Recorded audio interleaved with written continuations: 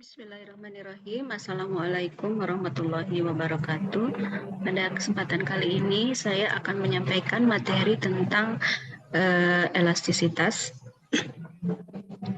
yang dipelajari di kelas 11 semester 1. Ini materi yang disampaikan kepada siswa setelah dinamika rotasi.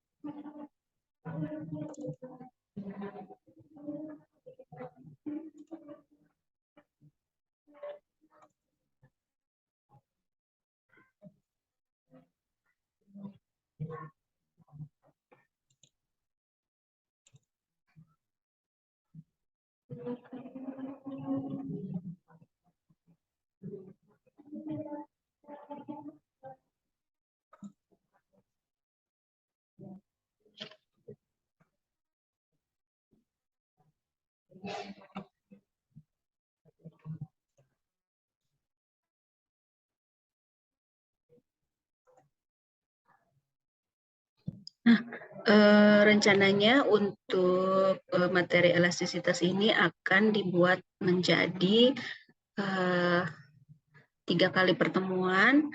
Pertemuan yang pertama membahas tentang elastisitas bahan, yang kedua hukum Hooke, dan yang ketiga susunan seri dan paralel dari pegas. Nah, untuk pertemuan yang kedua, materi hukum Hooke, pembelajaran akan dilaksanakan secara praktikum dan diskusi. Berikut ini adalah LKPD 2 yang akan disampaikan untuk pertemuan kedua. Alokasi waktunya sebanyak 2 kali 45 menit atau 1 pertemuan. Kompetensi dasar yang diambil adalah melakukan percobaan tentang sifat elastisitas suatu bahan. Berikut presentasi hasil percobaan dan pemanfaatannya. Nah, sebelum siswa diminta untuk melakukan praktikum berdasarkan LKPD,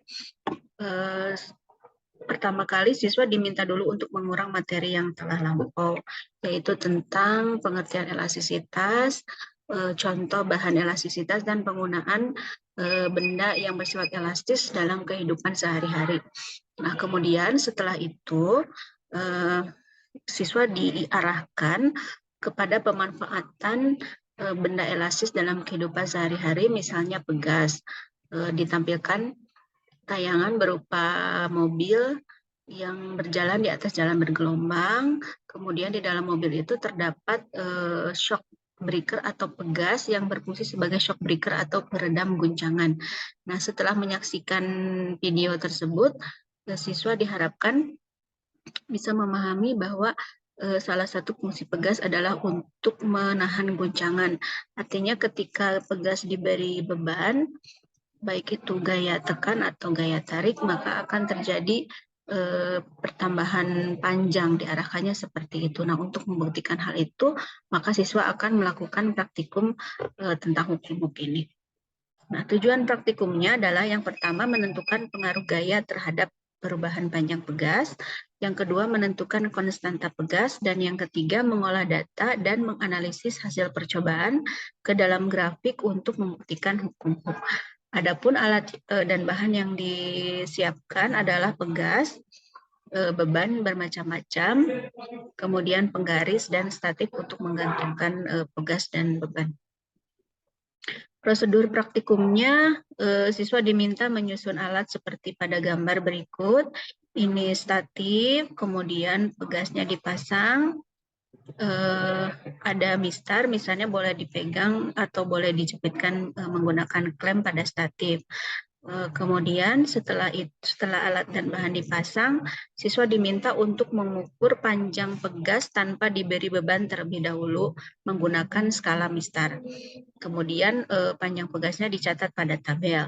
Nah, setelah itu langkah yang ketiga, siswa diminta menggantungkan beban mulai dari yang paling kecil dulu dengan menggunakan gantungan. Masa bebannya sebelumnya dicatat dulu ke dalam tabel pengamatan. Setelah digantung, kemudian catatlah panjang pegas setelah diberi beban dengan menggunakan mistar.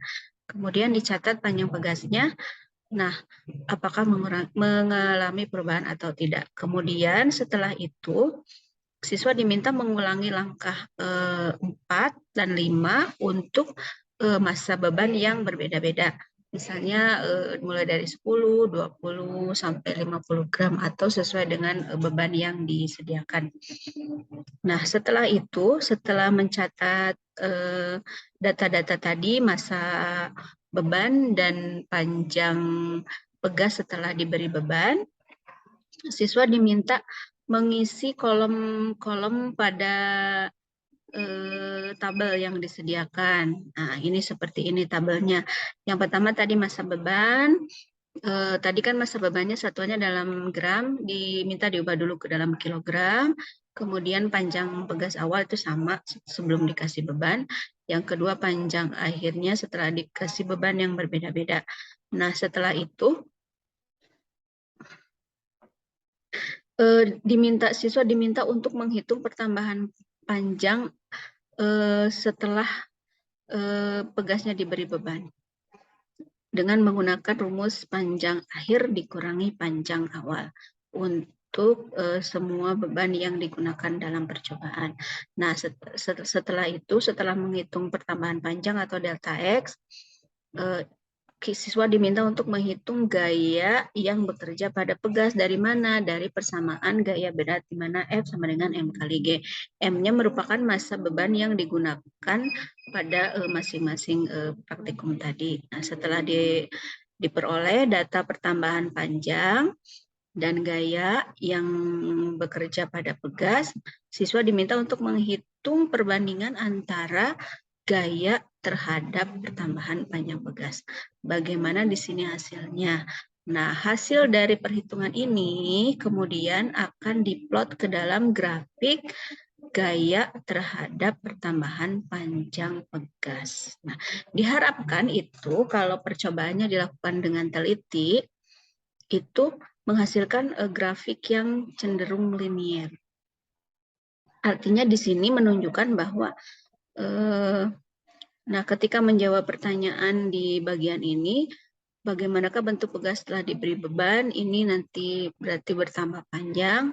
Di sini menentukan konstanta pegasnya berapa. Itu diharapkan nilainya, kalaupun berbeda itu bedanya tidak jauh gitu. Nanti kan ini untuk menentukan konstanta pegas di sini. Itu nanti kelihatan dari grafiknya juga yang linier. Nah, nanti diharapkan hubungan gaya dengan pertambahan panjang pegasnya semakin besar gayanya, maka pertambahan panjangnya juga semakin besar atau berbanding lurus atau sebanding. Nah, tetapi pada kenyataannya itu kadang karena siswa salah atau keliru dalam perhitungan di sini dan di sini, nanti hasil perbandingan antara F terhadap delta X-nya itu tidak cenderung tetap. Padahal tujuan akhirnya adalah kita akan menentukan konstanta dari pegas yang kita gunakan dalam percobaan. Tapi tidak apa-apa, kekeliruan itu nanti kita akan perbaiki jika ada kesalahan dalam perhitungan. Nah, setelah menjawab pertanyaan tadi, kemudian siswa diminta menyimpulkan hal-hal apa saja yang didapatkan dari praktikum kali ini. Tentu saja kesimpulannya yang diharapkan adalah mengacu kepada tujuan praktikum, yaitu